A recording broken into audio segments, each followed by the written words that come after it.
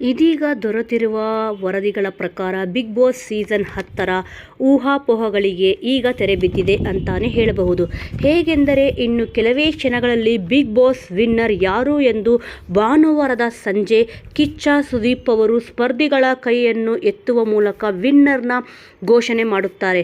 ಆದರೆ ಇನ್ನು ಕೆಲವು ಸಮಯ ಇರುವಂತೆಯೇ ವಿನ್ನರ್ ಯಾರು ಆಗಿದ್ದಾರೆಂದು ವರದಿಗಳ ಮೂಲಕ ತಿಳಿದು ಬಂದಿದೆ.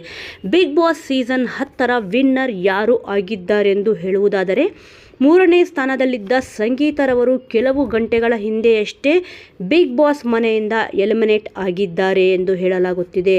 ಇನ್ನು ಉಳಿದಿರುವ 2 ಸ್ಪರ್ಧಿಗಳು ಮಾತ್ರ, ಅಂದರೆ ಕಾರ್ತಿಕ್ ಮತ್ತು ಪ್ರತಾಪ್. ಈ ಇಬ್ಬರಲ್ಲಿ ಒಬ್ಬರು ವಿನ್ ಆಗಿದ್ದಾರೆ ಎಂದು ಹೇಳಲಾಗುತ್ತಿದೆ.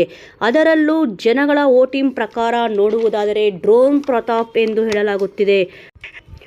ಮತ್ತು ಕಾರ್ತಿಕ್ ರವರು ರನ್ನರ್ ಅಪ್ ಸ್ಥಾನಕ್ಕೆ ತೃಪ್ತಿ ಪಡಬೇಕಾಗಿದೆ ಎಂದು ಹೇಳಲಾಗುತ್ತಿದೆ.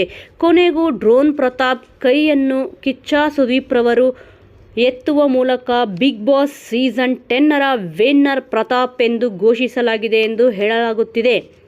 ಇದರ ಬಗ್ಗೆ ನಿಮ್ಮ ಅನಿಸಿಕೆಯನ್ನು ಕಮೆಂಟ್ ಮೂಲಕ ನಮಗೆ ತಿಳಿಸಿ.